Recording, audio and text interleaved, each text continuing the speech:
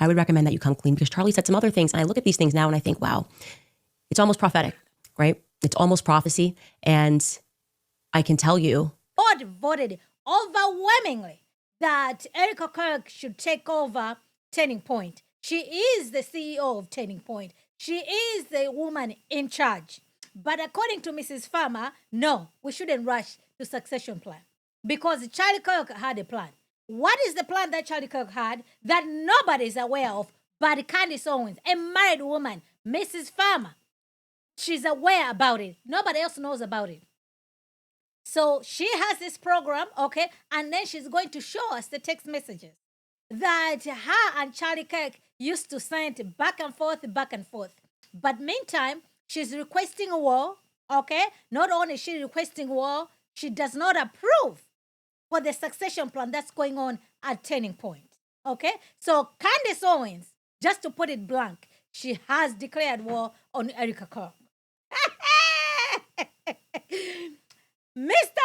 Farmer, where are you? George Farmer, where are you? At this point, I'm sorry, guys. Okay, what is this?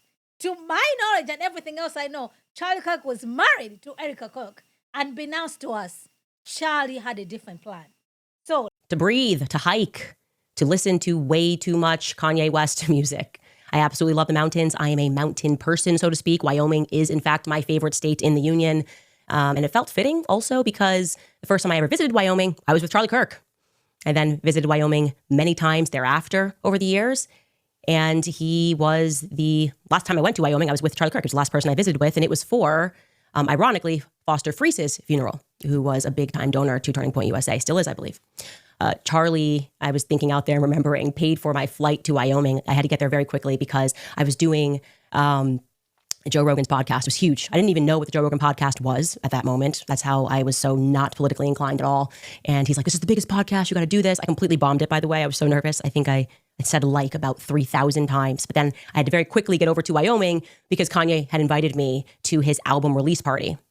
And again, ironically, where he held that album release party would be where years later, Foster Friess would have his funeral. And so Wyoming felt fitting. I fished while I was out there. And so I want you guys to know another fun fact about Charlie Kirk. He hated fishing. He absolutely loved the mountain. He loved hiking. He was quite the athlete, but he hated fishing. It just was not his thing. In the same way that golf is just not my thing. Fishing was not his. And this photo that I'm about to show you makes me laugh because we were in British Columbia fishing. And here's a photo of me and Charlie. And I was so excited about this catch. Charlie's eyes are closed here. And as soon as, I think it was Don Jr., it might have been Corey Lewandowski, hit flash, took the picture, Charlie just went, oof. I don't know why you guys like this, because he was too hyperactive. He always wanted to be planning and doing a million things at once. And fishing takes time. You got to set the bait. Yes. So this is Candace Owens telling you the history of her and Charlie Kirk. Okay? So remember, we are on this journey. According to Candace Owens, she is investigating as to who deleted Charlie Kirk. Okay? So this is where she's going. So my question is, what does the trip that she took with Charlie Kirk in 2018 got to do with what has happened to Charlie Kirk in 2025? So that trip happened before Charlie Kirk was married, and that trip happened before Candace Owens was married. But no. Candace Owens wants to present to the audience, like, wait a minute. She and Charlie Kirk just took this trip literally maybe a week before Charlie Kirk died. This is how she's representing all this. So I'm sitting here. She promised us when she comes back, she was going to produce evidence. She was going to show us to exactly what happened to Charlie Kirk. So we can all back, okay, this is the person, right? After all, it's not Tyra Robinson. It's not whatever the FBI is saying. All right, Candace, what is it? Can you show us the proof? Can you show us the evidence? Now that you're back, you're taking us back into the memory land. Huh? You and Charlie Kirk back in the day in 2018. Huh? Oh, my goodness. George Farmer, where are you? Come get your woman out here, man. Charlie told me that he was betrayed. He actually said more than that, actually. But we're fishing, right? So let's be patient. What I want you guys to know about Charlie is he also used to dream very vividly. Because we traveled together so much, he would wake up, we would text, and he would tell me about those vivid dreams. And we talked about a lot of things, as you do when you get to know somebody. We talked about the spiritual realm. We talked about religion, our faith, most importantly, what our life's purpose was. And there was this period in April where Charlie kept insisting to me over and over again that he was going to die young. In fact, he told me that Turning Point USA was going to be the death of him. And I'm going to allow you to read his words. And it's funny how this came about because when I was in Wyoming, I went outside, I was writing, I physically needed to write, to put pen to paper and to pray. And I was sitting in the sun overlooking the mountains. And right when I concluded my prayer, I opened my eyes and I saw a massive bald eagle. And it just made me feel at peace. It's one of those moments where you just are in nature, you see something beautiful, and it makes you feel at peace. And then I felt the need to start going through messages and conversations between me and Charlie. And sure enough, I stumbled upon. Okay, so she went on vacation with her husband, with her family. But on this vacation, instead of her enjoying Mr. Farmer, George Farmer, this is so unbelievable, guys. You cannot make this stuff up, okay? But she took that time, okay, to enjoy. I guess, am I wrong, guys? You tell me. Because to me, I'm like, okay, so you went to Wyoming, you took a break to go enjoy yourself, right? With your family, take a break, whatever it is. But this is the time she felt so much peace. Finally, Charlie was looking above, whatever. Who knows how she's taking all these other things, right? Given that's kind of sewing. But she also said that you have to trust your gut. What does the Bible says? You know, the heart is desperately wicked. Who can know it? So, you know, your feelings, right? The people, she used to believe that your feelings don't care about your facts. But now we should go by that. And I don't know why she's tripping about the dreams, because she actually said the dream, you can take that to the bank and you can quote her on it. So now all of a sudden she wants to change the tune as far as the dreams are concerned. She wants us to take a word of a dream as fact. That's not how things work. But let's see how this time enjoying the retreats, okay, with her family, but it's how she find peace with Erika Kirk's husband, Charlie Kirk. Okay, here we go. Candace Owens, Mrs. Farmer. Upon many messages of him telling me how he would die. And I'm going to show you some of those messages now, a particular set of messages that were written on April 6th, 2018, just a couple of weeks before Kanye tweeted, "I love the way Candace Owens thinks," which is relevant because a lot of things changed after that tweet. And it's relevant because Charlie sensed that something big was about to happen. And I think that is what the something big was. I also want to say, obviously, I am not making up these messages, okay? Turning Point. Actually, Mikey McCoy has access to all of Charlie Kirk's messages. They can tell you that these ones are real. Here is what he wrote. We were again talking about Kanye. Charlie wrote to me, "You're going to be the Iron Lady of America." He had such a political vision for me. I never wanted that sort of a thing. I see it so freaking clearly. I might be Moses, though. I might not see this whole thing through. LMAO. If that is the case, be my David. I said, "Dude, you haven't even realized your power yet. You're so young," is what I was thinking. He said, "If I tell you the true prophecy that I know in my gut, it's really sad, but I hope it's wrong." He went on to say, "Anyway, I am not sure if I will live to see the end of this revolution. I believe you were the piece that God meant me to meet that will finish the fight. Since the beginning of TPUSA, I knew in my gut that I might get wiped out at any time. I cannot explain it, but I dream about it all the time, like all the time. Anyway, that's depressing combo for another time, LMAO." So, guys, this is not good. Okay? This is not good at all. Why? By the way, this is in 2018. So in 2018, Charlie got married. In 2020, Candace Owens got married in 2019. Okay? So if Charlie Kirk is texting with Candace Owens, he's telling her that, you know, you are the piece that God, you know, meant for me, all that. Why would you be bringing this out now? You have a husband at home. Charlie has a widow over there. And all this happened before both of you were married. How is this text message proving who killed Charlie Kirk? How is this text message helping anything? Please put it in the chat. I might be blind here. How is this pointing to anything? Guys, I don't know anybody who is disputing that Charlie Kirk and Candace Owens used to be good friends back in the day. So my question is, if this Charlie Kirk was your best friend, where are the text messages of between you and Charlie Kirk the night before? On 2025, Where are the text messages? Because if you were his friend, as the best friend, you would have been in those text messages. And if you have those text messages, why are you showing us 2018 text messages? Why don't you show us 2025 text messages? Huh? This incident happened in September? Where are January 2025 between you and Charlie? Talking about something like this. Where are they? July, where are they?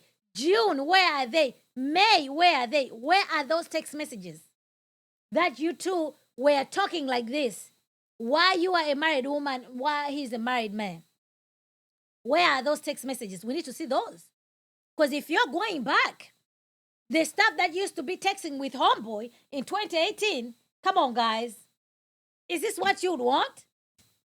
So, hey, so this is why I'm like, you know what?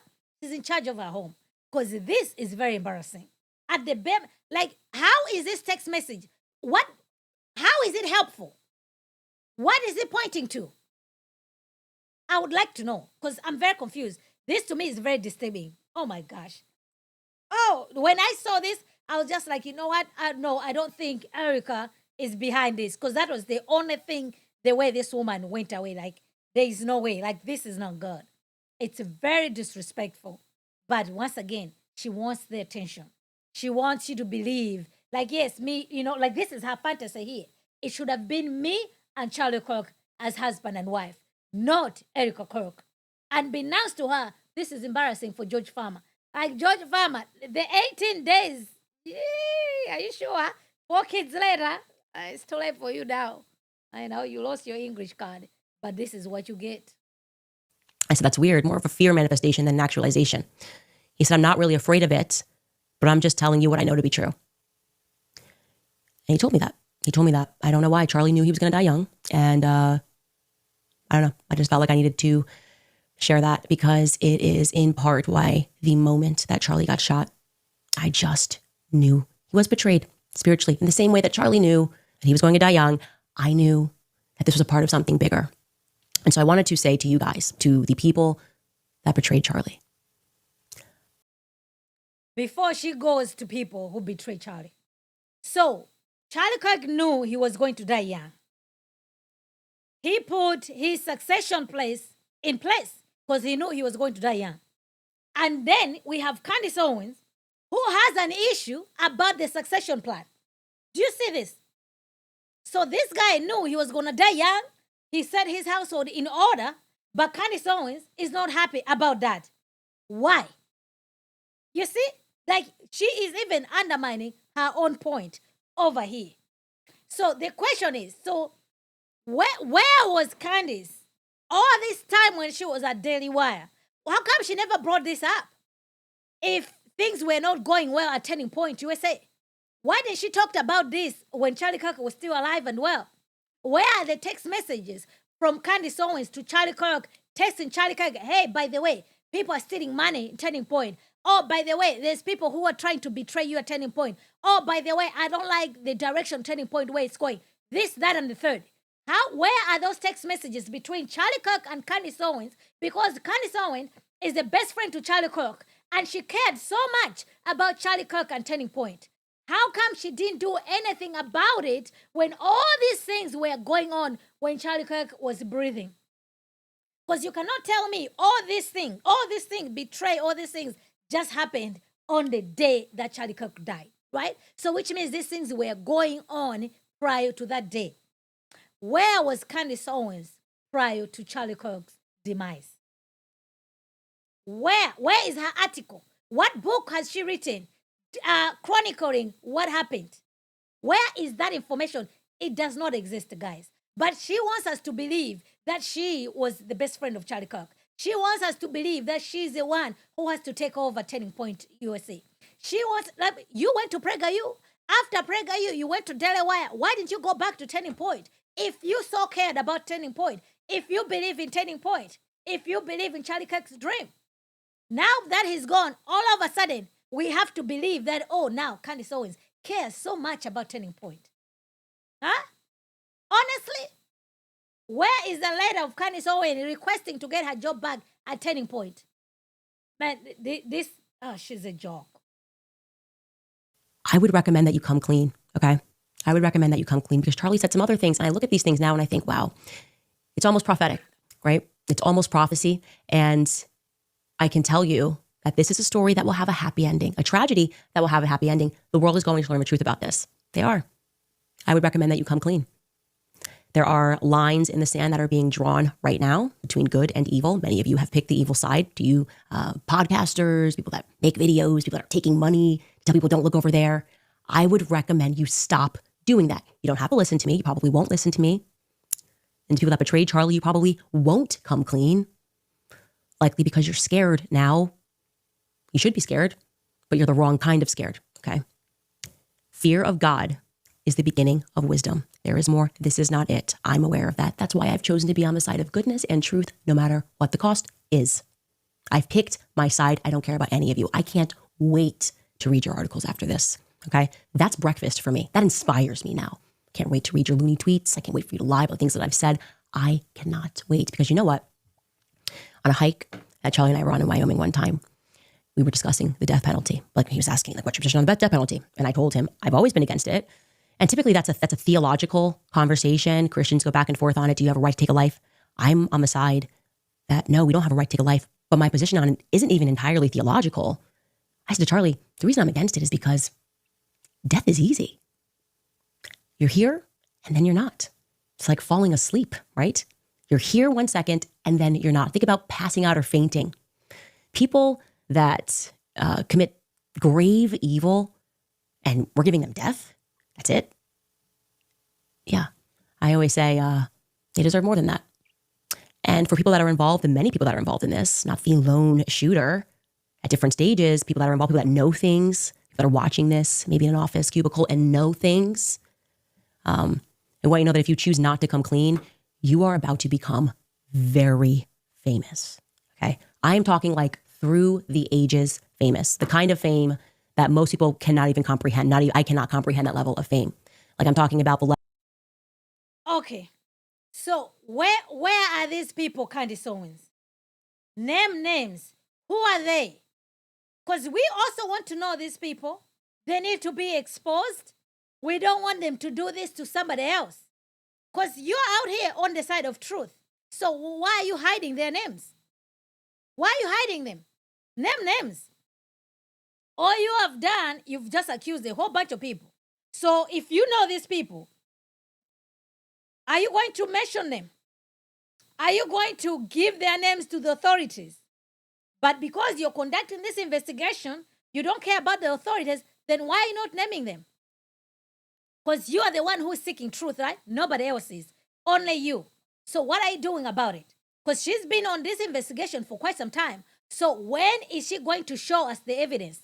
So she's out here saying people are doing podcasts, they're making money. Guys, this is the most money that Candace Owens has ever made ever since she has her channel. Is covering the Charlie Kirk situation. More than what she made with the Macrons. It was the Macrons and then Charlie Kirk. Right now, the Charlie Kirk has surpassed the Macrons. So she is also making money. Okay? She is also making money. So she shouldn't pretend like she's not making money. But she says that she knows people. She knows names who are in cubicles, who are in office. Why doesn't she name them? Why? Why is she not naming them? Why isn't she producing evidence? Because she can just come out here. You know what? Gender, you are implicated. Because XYZ, XYZ. Why can she do that? So, but we should just sit here. She's sending all these threats, right? Because she is the rightful person who was supposed to take over. Because Charlie Kirk told her in 2018 that she's the Iron Lady. She is the David, okay? David and Jonathan. So I'm like, okay, let's not even go there, okay? So, oh my gosh. So this woman has zero respect of that Charlie Kirk was married. But you see, implicated everybody. So she's doing on purpose, not mentioning Erika Kirk.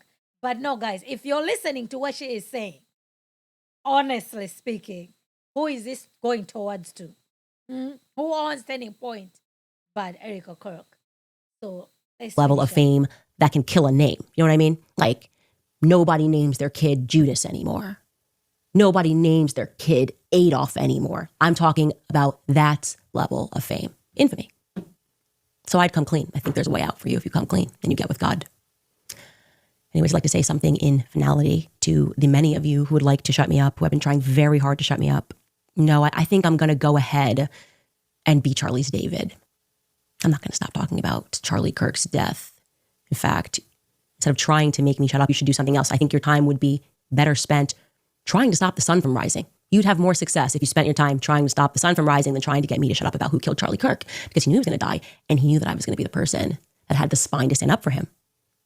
What he didn't know, I don't think he knew, was that millions of people around the world who maybe don't have a microphone, okay, who maybe don't have a podcast, who maybe can't write articles for the Daily Mail, are standing by him, are standing on the side of goodness. And we are going to see this thing out. And like I said, there will be justice, not the fake kind, not the Tyler Robinson kind, actual justice. We'll take a brief break here, and then we'll get to some of your comments. So how is that even possible? Because she got married first before Charlie Kirk did, okay, in 2019. Charlie Kirk got married in 2020. Dated Erika Kirk for 2 years. So Charlie Kirk knew that Candace Owens was going to be the right person, but didn't put a ring on it in 2018 when he was single and when she was single. And then she ended up marrying Farmer in 2019. And Charlie Kirk got married in 2020. So what? Both of them, Farmer and Candace, got married to the wrong people. But those two were supposed to get married because they were right for each other. Do you see where this thing is going? After all, she was the first one who got married. So if she believed that it was going to be Charlie Kirk, why did she marry Farmer in 2019? Why didn't she marry Charlie in 2018? After all, she's the David. Oh, man. Guys, this is so crazy. Because I'm trying to be like, okay, how can we feed this thing? Oh, my gosh, man. Guys, what are you saying over there? Okay. Before I start pulling my hair out. Okay. At daughter Galatians, she has no fear of God, none whatsoever. And she had the nerve, the audacity to bring the name of God to it. Proverbs 31, girl. This is the typical false prophet and narcissism. Yes, you are correct. Yeah? But do you know, like when she's doing these things, okay, the amount of people who are watching her, it'll be 200,000 people in real time supporting her and watching her. So she is influencing a lot of people like you've never seen. This stuff is just not suspended in midair. It has an impact. It's doing something, and it's this is so bad. Okay, I was just like, man, like what exactly do you say? What exactly do you say? To me, the only one who can actually bring a stop to this is George Farmer. Because Erika Kirk, and the minute she opens her mouth, anything concerning Candace Owens, she shouldn't. I know it's hard. If I were her, oh no, I would have already been going back and forth with her. But the only one who can do that is George Farmer, okay? Because she's quoting scriptures out here. If she believes in the Bible, okay? First Peter 3, what is it saying? Likewise, wives, be subject to your own husbands. Erika Kirk is the widow to Charlie Kirk. Candace Owens, be subject to George Farmer. That's it. Why are you out here telling us stories about someone else's husband? And I continue. Likewise, wives, be subject to your own husbands, so that even if some do not obey the word, they may be won without a word by the conduct of their wives when they see your respectful and pure conduct. What is respectful of what Candace Owens is doing? What is so pure about what Candace Owens is doing? What type of conduct is what Candace Owens is doing? This is someone else's wife, guys. At this point, like, APB. Do we know where George Farmer is? Maybe we're just assuming, but at this point, it's clear. Candace Owens, she's in charge of a household. Okay? She does whatever she wants to do, and George Farmer just say, yes, ma'am, yes, ma'am, yes, ma'am. That's it.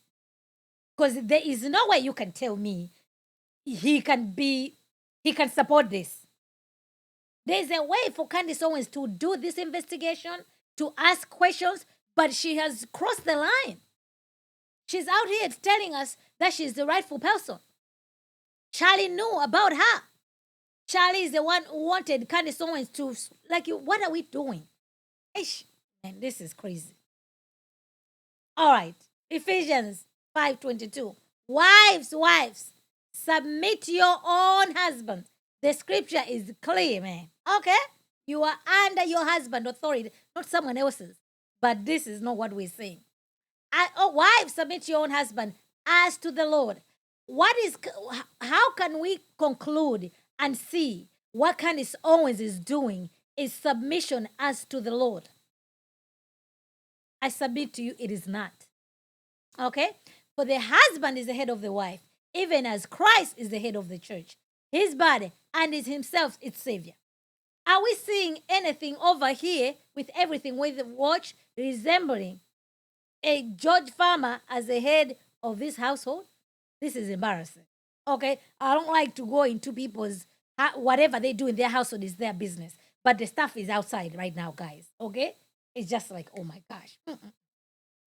All right. Now, as the church submits to Christ, so also wives should submit in everything to their husbands. So to me, because Candace Owens told us that George Farmer supports everything that she's doing.